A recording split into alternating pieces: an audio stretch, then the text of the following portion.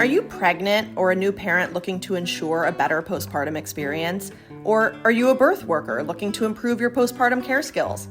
Check out Thriving After Birth, an online self-paced course by me, midwife and educator Tanya Tringali. It's 10 and a half hours of video content featuring experts in lactation, mental health, pelvic floor health, pediatric sleep issues. You also get worksheets and a workbook, as well as options to have a one-on-one session with me. Sign up at motherwitmaternity.com/thriving, and let's improve postpartum care together.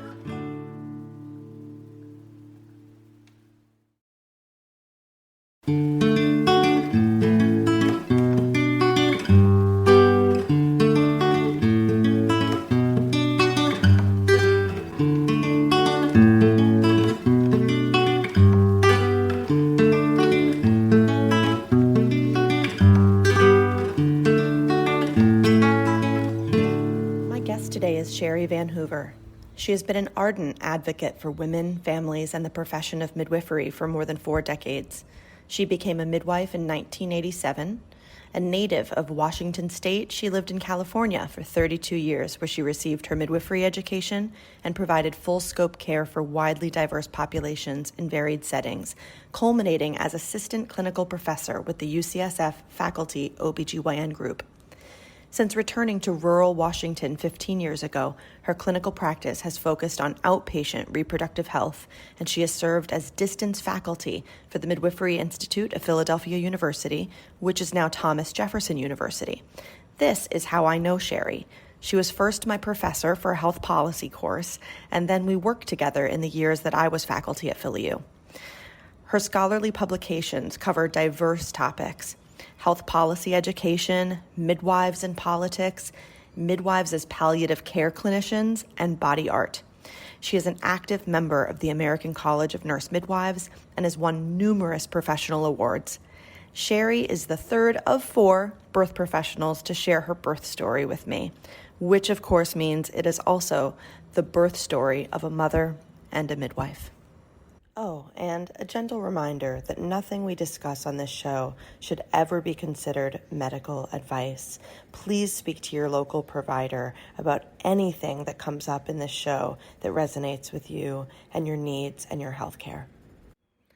So before we got started, Cheri shared this idea, and I'm wondering what you guys think. If anyone wants to share this type of birth story with me, hit me up, shoot me an email, send me a DM on Instagram, whatever's easy for you. One of the things at some point that you might want to talk to people about and ask them about, if you're not already, is what they know about their own births. All right, what stories they've been told by their mother or other older women in their families about the circumstances of their own birth. I love that idea, Cheri, and I will probably go ahead and do that. Yeah, because I will have to say, my mother's account of my birth is something that I knew and remembered from early on, long before I ever had a child. So that is really interesting. I love that idea. If you wouldn't mind introducing yourself for our listeners, whatever personal details about your life you're willing to share. Okay. Well, my name is Cheri Van Hoover, and I am a certified nurse midwife, no longer in clinical practice. I am 68 years old. I live in rural Washington State on the Olympic Peninsula, and I was actually raised here on the Olympic Peninsula. Lived here, went to school, graduated high school, and then went to San Francisco. And it was in San Francisco that I had my daughter, received my professional education, practiced full scope midwifery, and I didn't move back up here. I lived there for 32 years. And then I moved back up here to Washington State about 20 years ago now. So that's my story. I have practiced full scope midwifery. I've delivered probably in the neighborhood of 2,600 babies. I have been a midwifery educator and always a midwifery activist. And currently what I'm doing is we have a small farm. I have gardens, orchards, animals. I'm on the board of trustees for my local library, which is only a couple blocks away. And I also am a social dancer, which has been put on hold by the pandemic, but now that things are calming down a little bit, I'm hoping to get back to that because I teach social dance as well. Okay, so how many children do you have? I have one daughter. I only have one daughter also. What year was your daughter born? My daughter was born in 1977. Go ahead and tell us a little bit about your story. You can take it back to the farthest point that feels relevant. I know I've already framed for you, and at this point, I've probably already framed for our listeners that what's most interesting to me about this is kind of highlighting for our younger parents who are listening how powerful our births are and that we never forget them. And they are always such an enormous part of who we are and how we came to be our adult selves. And I'm also really interested to hear birth professionals tell their birth stories, because I assume that we tell them a little bit differently than other people. So with that said, off you go. Well, so I will say I was not yet a midwife when I had my daughter. So after I moved to San Francisco when I was about 19 years old. And over the course of the next couple of years, as I was working in a psychiatric halfway house as a cook and a relief counselor and thinking about what I wanted to do with my life, I discovered midwifery. And I knew that that was going to be what I needed to be, what I wanted to be. But I didn't know there was such a thing as a nurse midwife at that point.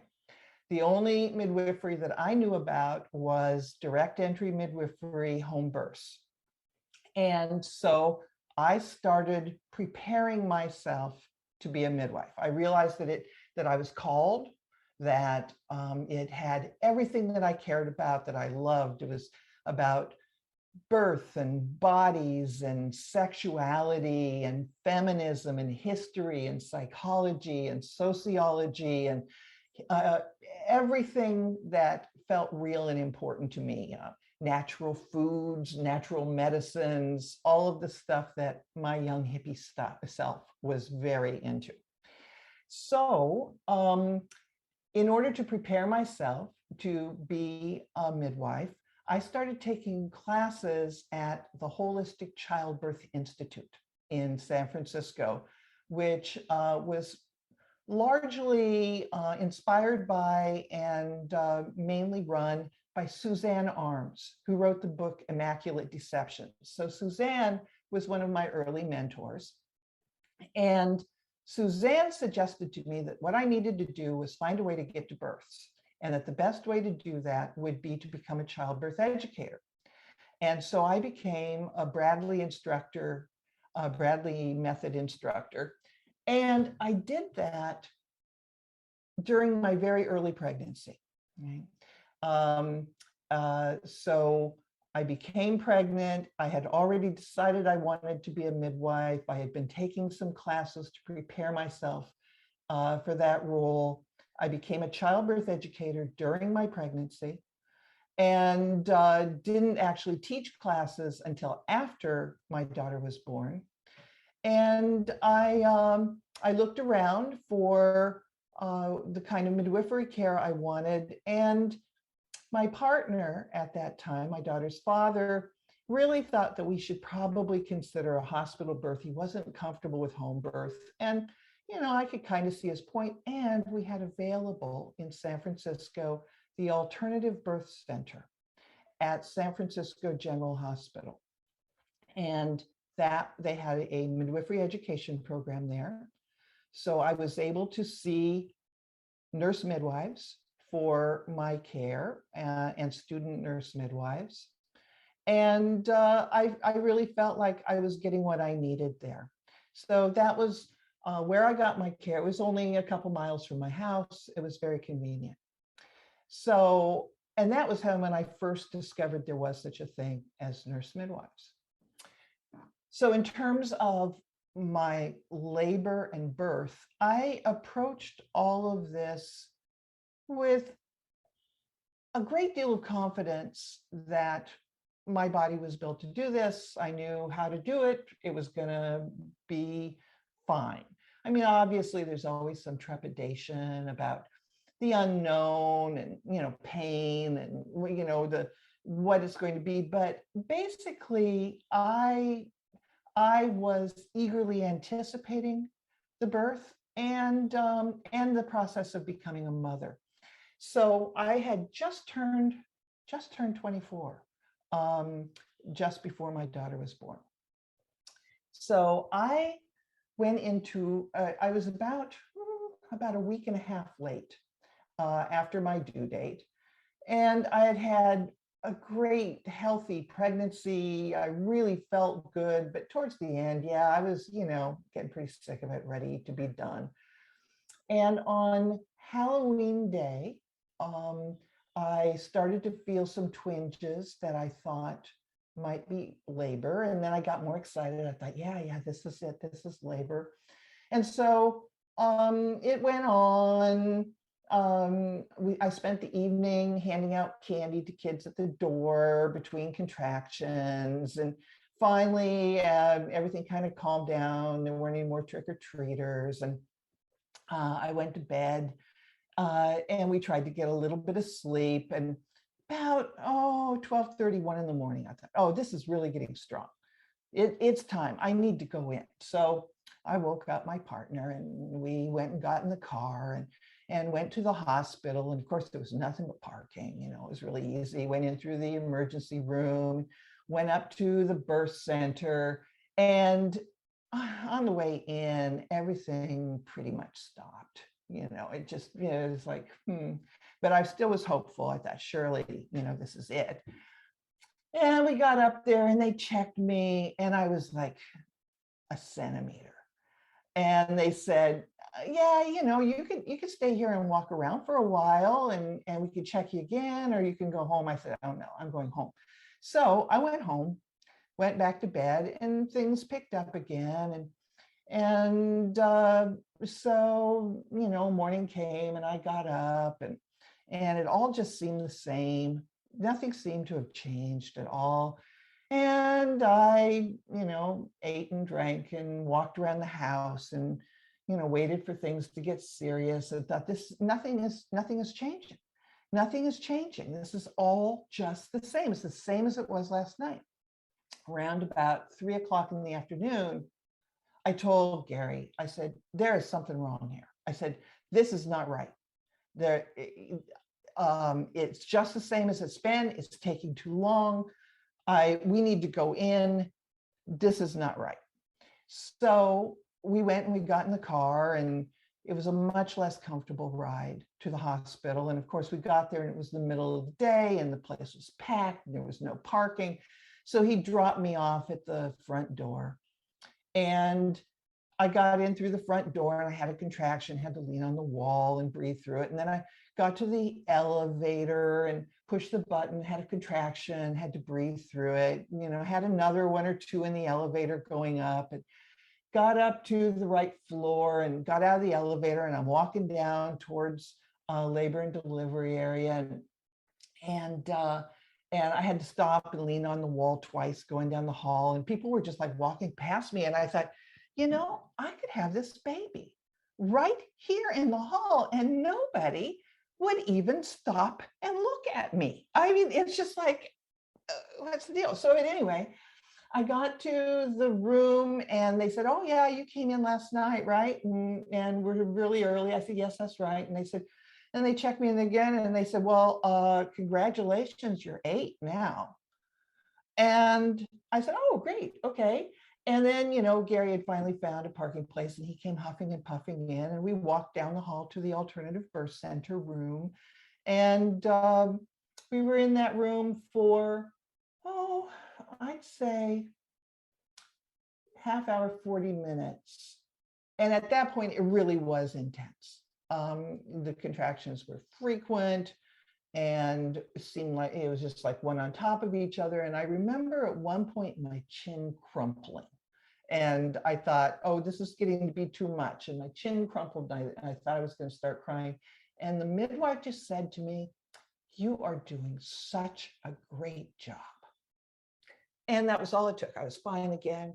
And then pretty soon I felt like I had to push. And they checked me. They said, "Yeah, okay, you're complete. Go ahead." And I pushed 3 times. And they said, "Oh, wow, there's her head." And I said, "You want me to slow down now?" And they said, "No, no, just go ahead." So I pushed one more time and she was born.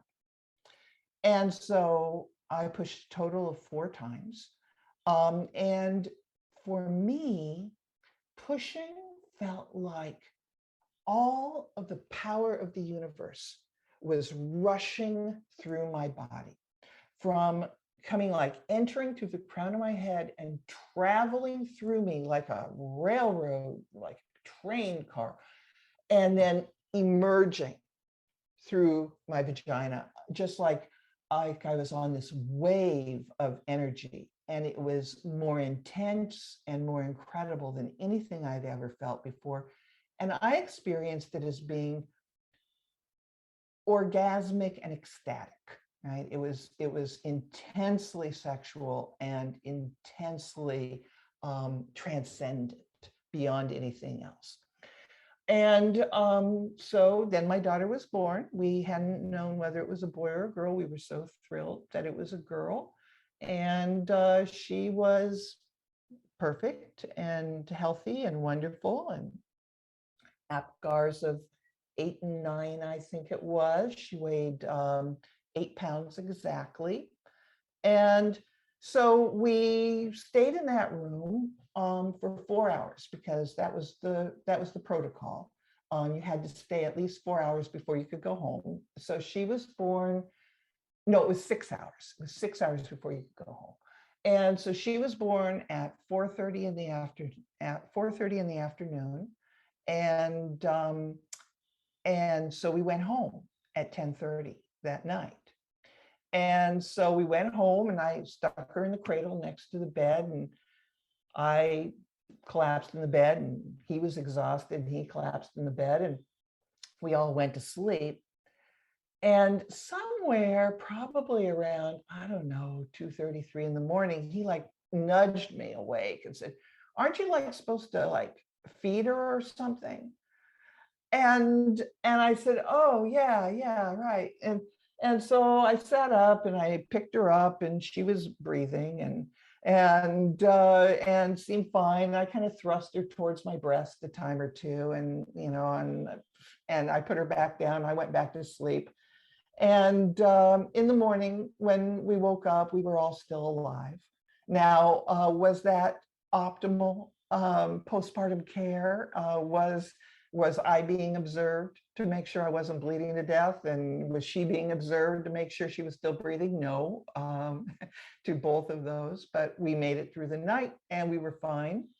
And we initiated breastfeeding well in the morning, and just got on with our relationship. And that's the story of the birth. Is there another story? We hope you're enjoying the Mother Wit podcast. If you are, please rate us and leave a review in iTunes, Spotify, or wherever you're listening to your podcast. Thanks so much. Now, back to the show. Well, parenting, of course, is always another whole story. That's what I'm saying. I got the impression the way you framed that there's a story that might be more important or more powerful for you than even the birth itself. No, I would say that the birth is the absolute most powerful of anything, right? That birth made me know, well, it made me know that I was strong enough to do whatever I needed to do in life, ever. Right? That I was emotionally and physically powerful enough to bring life into this world, get the job done, and take care of myself in the face of whatever had to be faced. Right? And that a power existed outside myself that would pour through me right? Just like it felt like during that pushing, right? That this power existed that I could tap into that was more than just what I could do myself.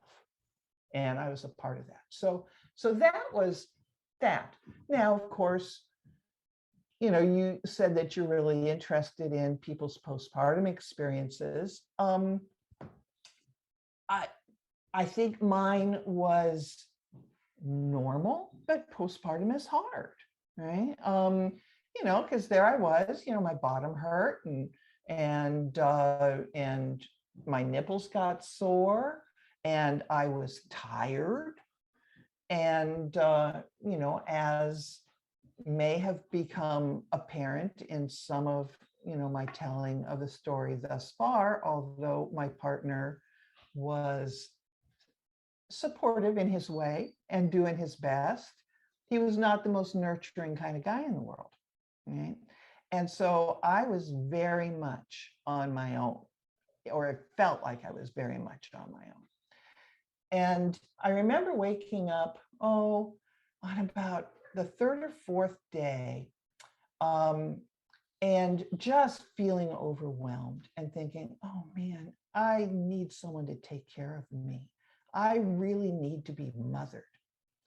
And so I called my mother, who was here in Washington State, and said, Mom, I know we said that you would wait until 2 weeks after the birth to come because we wanted to get established here, but I really feel like I need some help. And she was like, oh, I'll be on the next plane. Okay, I'm coming. So then, he woke up and I told him what I had done. And he was like, oh, no, God, no, please, anything but that. I'll do everything. I promise, I'll do it all. And so I called her back and I said, no, don't come. And so we waited and she came the 2 weeks later. And he did a lot. He did. But that was, it was difficult because it would have been nice, I think, for my relationship with my own mother. And it would have taken some of the pressure off of him, but that was not how things were in our family. Yeah, I mean, that's definitely a thread that is carried on through to today, is this lack of family. And so many of the families that work with me, that is one of the things that drives them to work with me, is this recognition that, I think we're doing a very good job of getting the word out these days that postpartum is hard and you need a team. It takes a village, all of those, basic messages. And I'm guessing you look back, and do you kind of wish that you had your mother come anyway? So I don't know, actually, because you have to remember who the real mother is that you're dealing with. And there's been enough at that time and going forward, there was enough tension in that relationship between me and my mother that I'm not sure I would have gotten what I was hoping for, even if she had been there, right? It's not like she's the super nurturing, cookie baking, they're there, I'm not sure that it would have been that much more helpful. But what I did need was a mother, an ideal mother, an idealized mother. Was there anyone else around, a woman in particular, that maybe you could have had with you that you didn't bring in? Like, I guess I'm getting at how hard it is for a man and a woman, or just simply two individuals, to do this. Do you look back and wish you had built a little more of a village around you for this time, or did you not have access to other people easily? Well, yeah, the other people who were in my life, the other women, none of them were mothers, and I was kind of the pioneer here.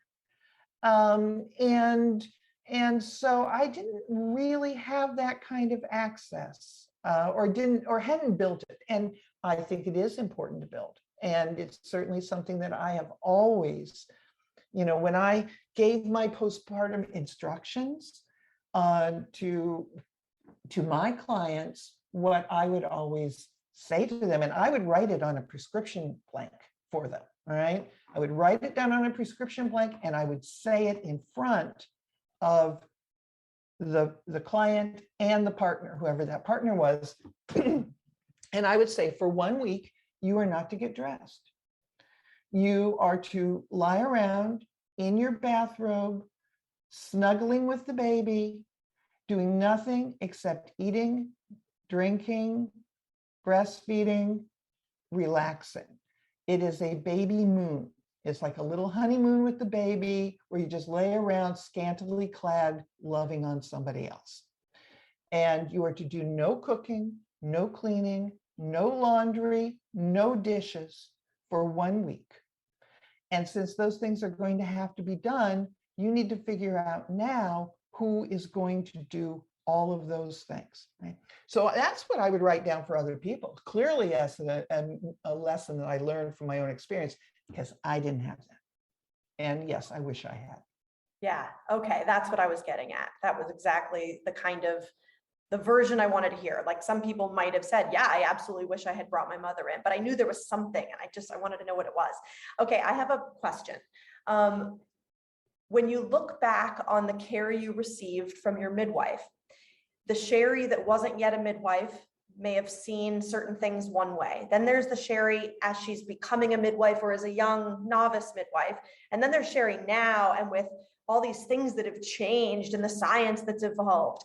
Are there aspects of the care that you received that you look at differently as time has unfolded? So, not really. I feel grateful that I received care at the time I did, when Dopplers were being used in labor and prenatally, but when and I made choices then as a technology skeptic, right, that were not in line with what I would recommend or do later, and also because the technology was relatively young. But Dopplers were available. I asked that they not be used during my pregnancy at all. I only wanted my daughter's heartbeat, my fetus's heartbeat, because I didn't know it was a daughter, listened to with a fetoscope. And ultrasounds were available, but they were not being routinely used, and I didn't have any during my pregnancy, and I was fine with that. Electronic fetal monitors were being adopted for widespread use in spite of the fact there was no evidence, and they were even less well understood then than now. And I certainly didn't want them, and I continue to be a fan of intermittent auscultation now. So, so I had skepticism about those things. Now, one thing that I might have done differently, I am Rh negative, and at that time, prenatal RhoGAM was just starting to be recommended at 28 weeks of pregnancy. And I declined it. I said that we could wait until after the baby was born and find out what the blood type was. And there was a lot of concern about that. And I had a rationale. And actually, to this day, I think my rationale holds water.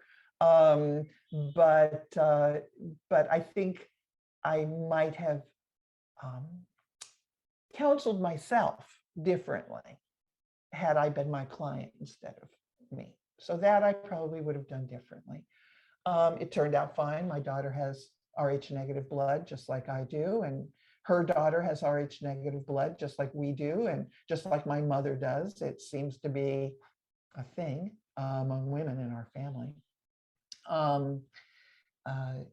And I knew that there was a strong probability, I knew that there was a 50% chance that the baby would be Rh negative because my partner's mother was Rh negative. So I knew that he was heterozygous, and that he had a gene for both Rh positive and Rh negative. So given my Rh negative status, I knew that there was a 50% chance, and I thought that that was okay. Other things, let's see.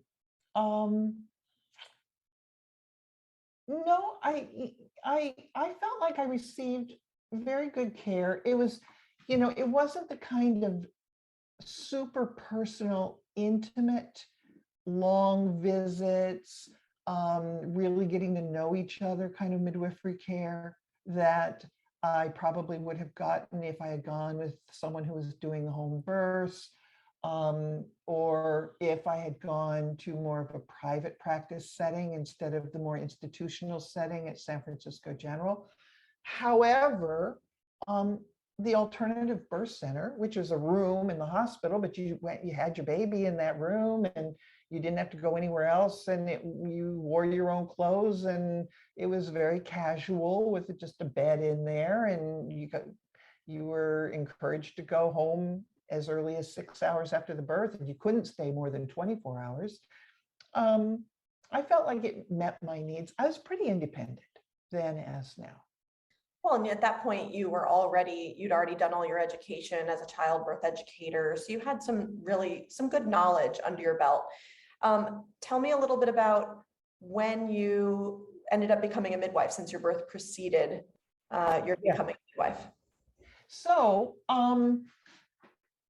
I continued. So after my daughter was born, within about 3-4 months, I started actually teaching the childbirth classes, and within 8 months or a year, I was attending births as a doula. I would call it a labor coach then, but as a doula and a photographer. And I continued and I was looking for an apprenticeship situation still, and still committed to the idea of becoming a direct entry midwife.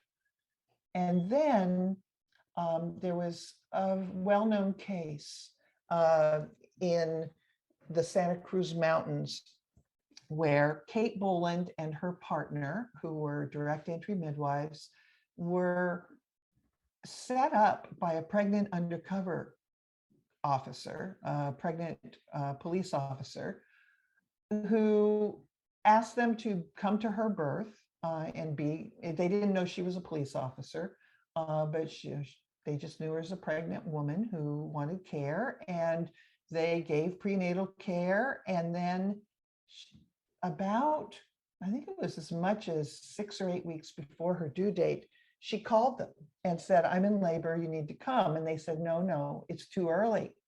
You need to go to the hospital. And she told them, "No, I'm not going to the hospital. You have to come, or I'll just do it by myself here."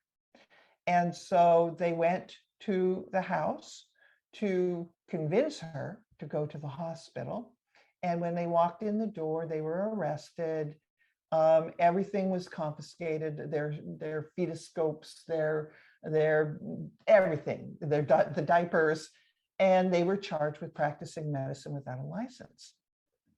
That case went through the courts in California. Ultimately, it went to the Supreme Court, and it was a very interesting ruling at that time that that they ended up being cleared, or the conviction for practicing medicine without a license was not upheld by the court because they said that midwifery was not medicine.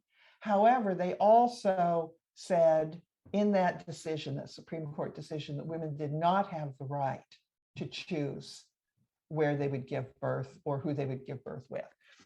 So I watched all this happen, and I got involved with the early efforts under when Jerry Brown was the governor the first time in California to try to get direct entry midwifery legalized in California. There was a bill, and I worked on that bill and for it, and and it failed. And I said, okay, that's it. I am not going to prison. I'm not going to lose my house. I want to be as good as I can be and as well prepared as I can be to do this important work. And so I have to become a nurse. And so then, when my daughter was 3 years old, I started taking prerequisites for nursing school. And then I got into an associate's degree program for nursing and did this 2-year nursing program. And then after I got out of nursing school, I went to work at Mount Zion Hospital, which is where they had an alternative birth center and a private practice of nurse midwives. And it was one of the places where I'd been teaching childbirth classes. I went to work there in their family birthing, maternal child birthing unit. Although I never worked in their alternative birth center as a nurse, because I only worked there for about 1.5 years, and then I was admitted to midwifery school. So I went to nursing so that I could be a midwife. It was a hoop that I had to jump through so that I could practice legally and not endanger my family and my own future.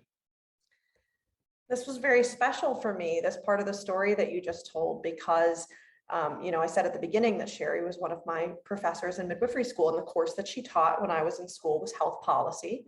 And I'm sure from her early introduction, you guys have heard how much work she does around health policy. But I realized that I just got the birth story of how you became so amazing at health policy all at the same time, which was kind of an unexpected gift in you telling this story. That's very cool. Yeah, thank you. Thank you. Yeah, that is how my advocacy got applied to midwifery. My interest in politics and policy goes back even in high school. I helped organize a campaign on behalf of a recycling bill, for instance, save the planet by recycling cans and bottles, so it's always been an interest of mine, something I felt was important to try to change policy so that we can do things the right way. Did you have a bachelor's degree before you had your daughter? No. Again, politics kind of entered into that. When I graduated from high school, I went to the Evergreen State College in Olympia here in Washington State. It was the very first year it existed. And it's a state college, but at that time it was brand new. It was not yet accredited. They didn't have any dorms. They put us up in motels around town. There are no sidewalks. You've never seen mud that deep in your life. I mean, it was incredible. This brand new campus in Washington State, in a rainy part of the state, walking on boards across campus. And it was still at the height of the Vietnam War, and political considerations got involved. And anyway, after 1 year, I left. So then I did a little bit of traveling up and down the coast and ended in San Francisco. So I had no degree. I had 1 year of college at this alternative college, which was a great experience. I loved it there. And it's a great university, a great college today, with really innovative programs. And they did get accredited. It would have been accredited by the time I left, but when I was there, it was not.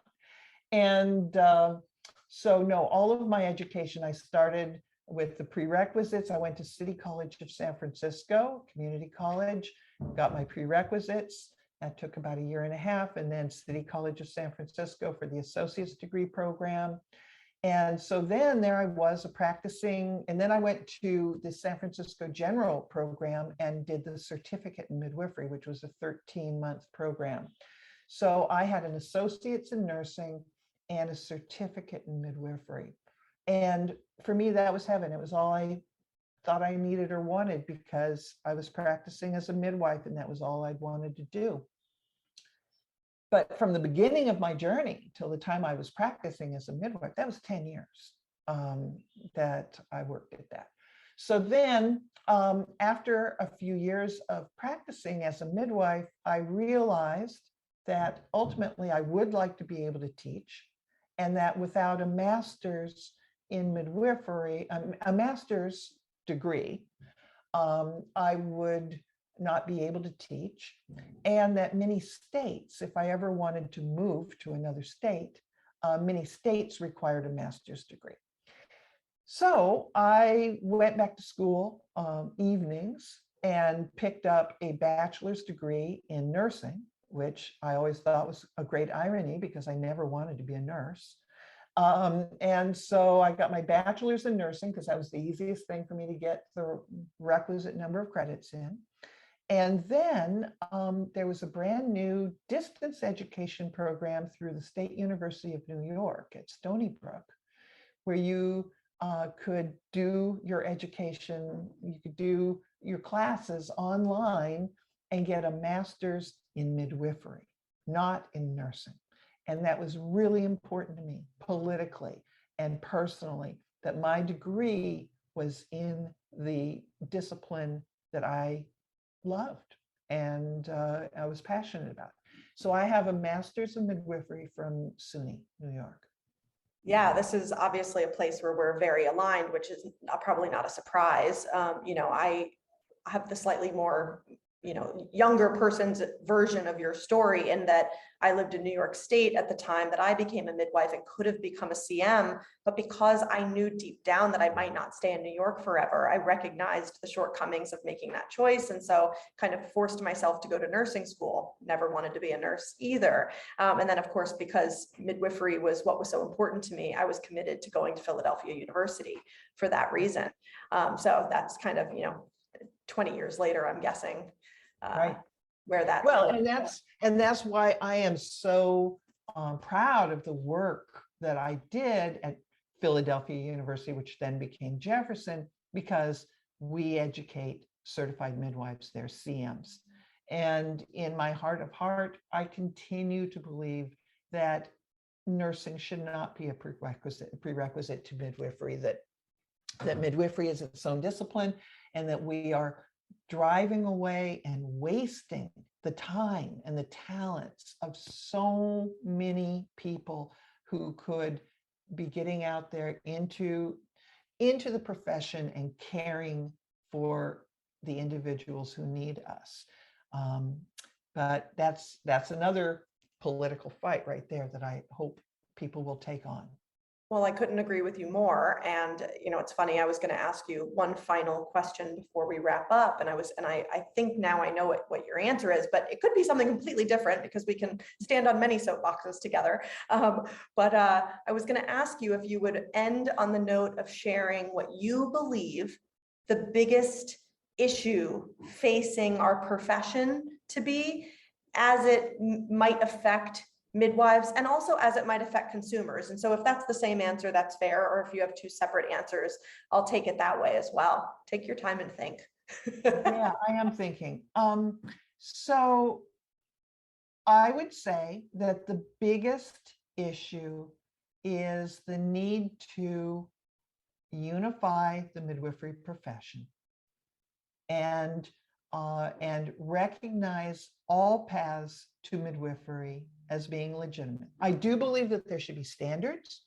Okay? It is important work, and we must preserve the safety of that sacred trust that we've been given in caring for the most vulnerable people that there are at their most formative and vulnerable time. So I do believe in high standards. However, I think that we need to get more midwives educated. I also think we need to face the shameful history of racism in our profession, which is just a reflection of the shameful history of racism in our entire society and the ways that people have been excluded from professional opportunities that should have been there for them all along. And that we need to look at the ways healthcare is delivered in this country. I'm a founding member of Midwives for Universal Healthcare. I think that we need to completely revamp the way healthcare is paid for in this country so that everybody has access to safe, satisfying care, and that midwifery care has to be an integral key component of that care. Thank you so much for telling your story and for sharing these final thoughts. You said so many things that are so deeply important to me, and you say them so much better than I can, so I appreciate that. Wow, this has been a real treat. I feel like it's really an honor when you get to listen to somebody talk one-on-one and really connect their personal story with all the things that you think you know about them. So this has been really wonderful. Thank you so much, Cheri. Oh, well, thank you. It meant a lot to me too, Tanya. I really appreciate the opportunity.